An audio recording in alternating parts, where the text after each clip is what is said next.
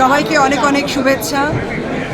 ভারতীয় জনতা পার্টির বিধানসভার মণ্ডলী, মন্ত্রিসভার মণ্ডলী, যারা আজকে আমরা পশ্চিমবঙ্গের প্রত্যেক মানুষের আশীর্বাদে আমরা এখানে নির্বাচিত হয়ে এসেছি, তাদের পরিষেবা দেওয়ার জন্য যে আমরা অঙ্গীকারবদ্ধ হয়েছি, আগামী দিনের পথ আমাদের ঈশ্বরের আশীর্বাদে মানুষের কাছে যেন আমরা পৌঁছে যেতে পারি এবং তাদের আকাঙ্ক্ষিত পরিষেবা যেন আমরা তাদেরকে দিতে পারি। সকলকে আমার অনেক অনেক শুভেচ্ছা। ভারতীয় জনতা পার্টি জিন্দাবাদ, ভারত মাতার জয়। মোদিজি এই জায়গায় নিয়ে গেছে, আমি খুশি। আপনি কখনো ভেবেছিলেন যে আপনি মন্ত্রী হতে পারেন? না না না, আমি যে বিধায়ক হতে পারবো এটাই ভাবিনি যে মন্ত্রী। কবে থেকে বিজেপির সঙ্গে গিয়েছিল, বিজেপির হয়ে কাজ করা?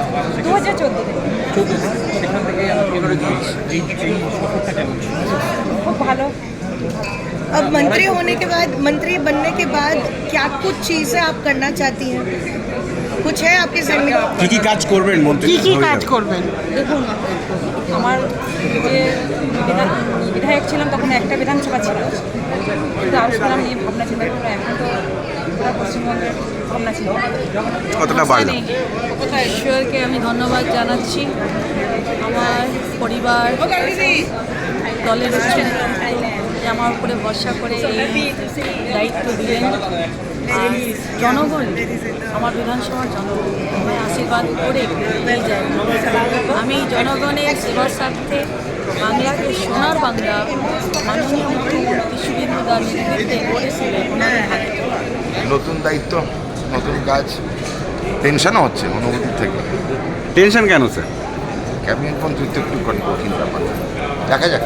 কোন কোন জিনিসগুলো প্রাথমিকভাবে ফোকাস করবেন? এখনো তো দপ্তর বন্টন করেননি, বুধবার দিন করবেন। মাননীয় মুখ্যমন্ত্রী এক্ষুনি বলেন বুধবার সকালবেলায় ক্যাবিনেট মিটিং আছে, তো তখন ঠিক হবে, দেখা যাক। এখনও যখন অ্যানাউন্স হয়, দপ্তর বন্টন বলে দিলেন বুধবার 11টা নাগাদ আসতে। অনুভূতিটা হচ্ছে কাজ করতে হবে, এটাই। নতুন করে তো এই বয়সে কোনো অনুভূতি হয় না। নিশ্চয়ই আমি কৃতজ্ঞ দলের কাছে এবং মুখ্যমন্ত্রীর কাছে। কাজ করতে ভালোবাসি, সারা জীবনই তো পরিশ্রম কাজ করে এসেছি, আরও বেশি পরিশ্রম করবো, আরও বেশি কাজ করবো। তাপসদা, এই মুহূর্তে যে সমস্ত মন্ত্রী বা পূর্বতন সরকারের যারা ছিলেন তাদের মন্ত্রীদের বিরুদ্ধে ভুরি ভুরি অভিযোগ, দুর্নীতির কালো পাঁক তাদের গায়ে নিমজ্জিত, সেখানে দাঁড়িয়ে আজ কোনো বার্তা দেবেন? দেখা যাক। এটা তো সকলেই জানে যে এহেন ডিপার্টমেন্ট নেই যেখানে মন্ত্রীরা, শাসক দলের লোকেরা, এমনকি কিছু আমলা, সরকারি কর্মচারীও তো ইনভলভ রয়েছে। নাহলে তো এই সমস্ত হয় না, হওয়ার তো কথা ছিল না। আজকে সারাদিনের সূচি কি? এখানে শপথের পর কোথায়? শপথ নেওয়ার পর দেখবো কি বলেন মাননীয় মুখ্যমন্ত্রী। তারপরে দাদা, এতদিনের অভিজ্ঞতা, বিদগ্ধ রাজনীতিক, মন্ত্রিসভায় যাবেন, আবার কেমন লাগছে, অনুভূতি কেমন? না, নিশ্চয়ই ভালো লাগছে, ভালো লাগারই কথা। যেদিনকে মমতা ব্যানার্জি হেরেছে আর এই সরকারের, মানে শাসক দলের তৃণমূলের সরকারের অবসান হয়েছে, সেই দিন থেকেই তো আনন্দিত, খুশি। এত আনন্দিত বা খুশি তো এর পূর্বে আমি কখনো হয়েছি বলে আমার মনে পড়ে।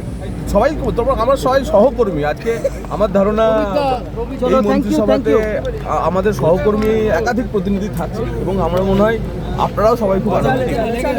Thank you. আসি, ফেরত আসি। আবেগপ্রবণ না টেনশন? কোনটা?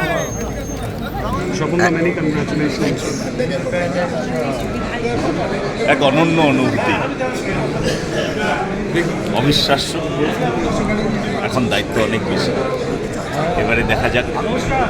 ঈশ্বরের কাছে প্রার্থনা করি শক্তি দিক আমাদের।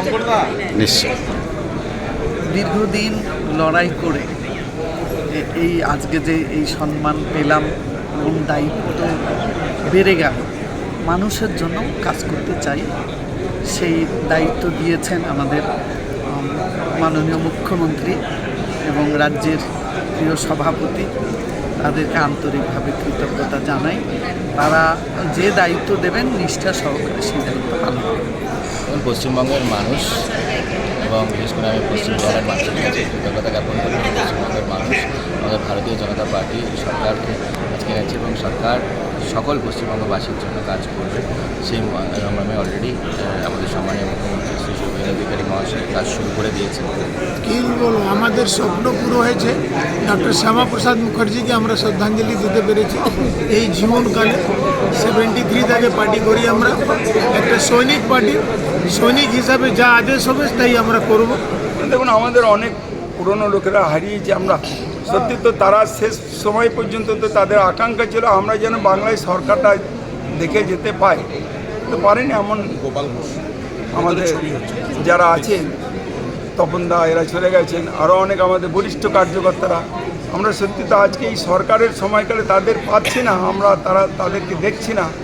তারাও আজকে এই সরকারটা দেখে যদি যেতে তাহলে অবশ্যই ভালো। তো এই জন্য তাদের অনুপস্থিতিতে আজকে আমরা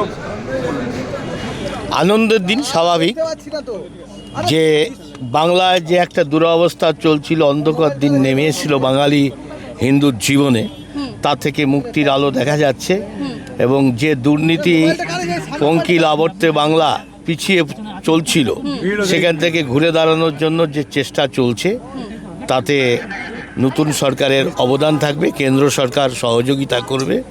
তাই ডবল ইঞ্জিনের সরকারে বাংলার উন্নয়ন হবে। বিজেপি সরকার হয়েছে, এটা সারা দেশের মানুষের কাছে একটা দারুণ অনুভব।